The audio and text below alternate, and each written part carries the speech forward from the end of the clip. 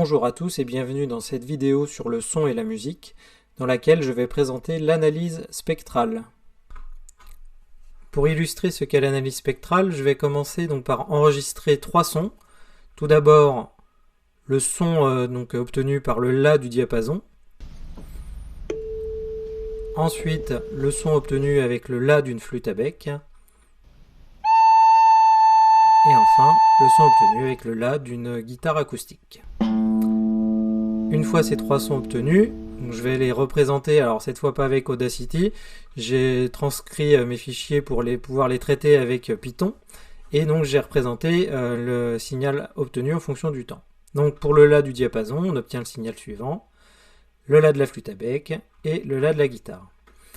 Première chose, on constate donc des points communs entre ces trois signaux, c'est que les trois signaux obtenus ici sont périodiques. Par contre, si on regarde bien le motif qui se répète, on voit que pour le diapason, on a un motif qui ressemble à une vague, donc un aspect sinusoïdal, alors que pour la flûte à bec, le motif ici est une vague, mais légèrement déformée sur les extrémités, alors que pour la guitare, on voit qu'on a donc une grosse déformation, mais là encore, on constate que globalement, on a quelque chose qui se répète au cours du temps. Donc, ça veut dire qu'ici, les motifs sont différents. Et effectivement, quand on entend le La d'un diapason, le La d'une guitare et le La d'une flûte à bec, les sensations sonores obtenues ne sont pas les mêmes. Et en fait, donc ces différences de sensations sonores sont justement dues à la forme du motif, car c'est la forme du motif ici, qui est différente, amène ce qu'on appelle une différence de timbre. Donc le timbre correspond ici au motif que l'on obtient. Donc on peut définir le timbre. Le timbre est la forme du motif élémentaire d'un son périodique. Il est caractéristique de la source émettant le son. Voilà pourquoi, notamment, on sait que deux instruments de musique, même si ce sont deux guitares, deux violoncelles ou deux violons, ne donneront jamais exactement le même son, tout simplement parce que le timbre obtenu sera caractéristique d'un instrument. Donc, si on continue maintenant, donc pour le moment on n'a pas parlé d'analyse spectrale. L'analyse spectrale a été définie en 1811 par un physicien mathématicien français qui s'appelle Joseph Fourier. Donc il a réalisé il a étudié d'un point de vue mathématique ce qu'on appelle aujourd'hui des séries et des transformées de Fourier, et ce sont ces séries et ces transformées de Fourier qui sont à l'origine de l'analyse spectrale. Donc l'analyse spectrale consiste en fait à utiliser des méthodes qui vont permettre de mettre en évidence les composantes périodiques présentes dans une courbe. Donc ça s'applique très bien avec les signaux sonores.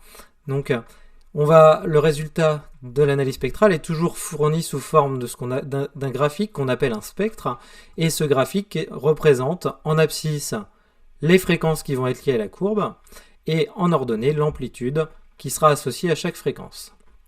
Donc, si on imagine ici un signal, par exemple, périodique, on voit que ce signal ici a un motif qui est représenté ici.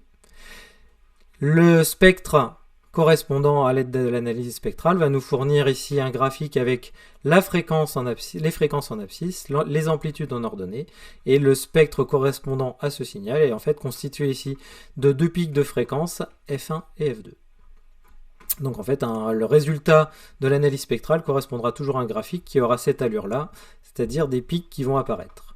Donc si on reprend nos enregistrements et qu'on réalise l'analyse spectrale, donc là j'ai réalisé avec Python, on peut aussi le faire avec Audacity, j'ai obtenu donc les spectres suivants, pour le La du diapason, pour le La de la flûte à bec et pour le La de la guitare. Donc on constate plusieurs choses. Tout d'abord sur le diapason, on voit en fait qu'on a un seul pic ici qui est présent, alors que pour la flûte à bec, donc le diapason possède un seul pic, c'est ce qu'on va appeler un son pur, alors que pour la flûte à bec et pour la guitare, on voit qu'en fait on a un pic ici et plusieurs qui apparaissent après à des espaces réguliers, et la même chose ici, un pic ici et après toujours des espaces réguliers.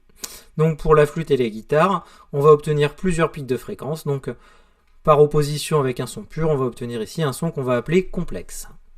Donc on va définir la différence entre ces deux termes. Donc un son pur, ce sera un son dont le spectre contiendra un seul pic de fréquence, alors que, et donc on peut également dire que comme ce son est pur, en fait, et qu'on n'a qu'un seul pic de fréquence, la forme du signal sera une forme sinusoïdale, alors que dès qu'on a plusieurs pics de fréquence, le son sera qualifié de complexe, on va avoir plusieurs pics de fréquence ici, et la seule chose qu'on peut dire, c'est que ce signal sera périodique. Donc si je reviens maintenant, et donc le motif sera, et donc le timbre sera caractérisé par les pics de fréquence qui interviendront dans le spectre. Si je reviens maintenant donc sur mon enregistrement de guitare, donc j'avais le spectre suivant. On va voir qu'on va déterminer les fréquences correspondantes ici. Donc pour schématiser, je vais m'intéresser uniquement au pic et pas au bruit en fait qui apparaît quand on réalise le spectre. Donc j'ai différents pics ici qui interviennent. J'ai donc les valeurs correspondantes qui sont là. 110, 220, 330, 440, 550, 660, 770, 880, 990. Donc si maintenant je réalise le spectre un peu épuré de ma guitare, j'ai donc ce schéma suivant. Et donc qu'est-ce qu'on constate? On constate qu'on a une première fréquence F1 ici qui vaut 110 Hz et que les fréquences qui suivent sont le double, le triple, quadruple, 5 fois, 6 fois, 7 fois, 8 fois, 9 fois la fréquence de départ. Donc le son d'un instrument ici, en fait, est constitué d'une fréquence de départ et toutes les autres sont des multiples en fait de cette fréquence de départ. Donc on va donner des noms particuliers à ces fréquences. La première sera appelée le fondamental et les fréquences qui sont des multiples du fondamental sont appelées les harmoniques. Donc on va généraliser maintenant. Donc le spectre d'un son complexe est constitué de plusieurs pics de fréquence. On aura le pic de plus basse fréquence qui est appelé fondamental. Il sera noté F1 et on aura, donc c'est lui qui va imposer la fréquence du son. Donc là, quand on détermine après sur la forme du signal, la période et la fréquence, c'est avec cette notion de fondamental qui intervient. Et les autres pics qui seront donc présents vont être appelés harmoniques. Elles seront notées Fn. Et les harmoniques seront toujours des fréquences multiples du fondamental. On aura donc la relation Fn qui est égale à n fois F1. Ici, n sera supérieur à 1, qui sera un nombre entier positif, et qui va donc indiquer le rang de l'harmonique.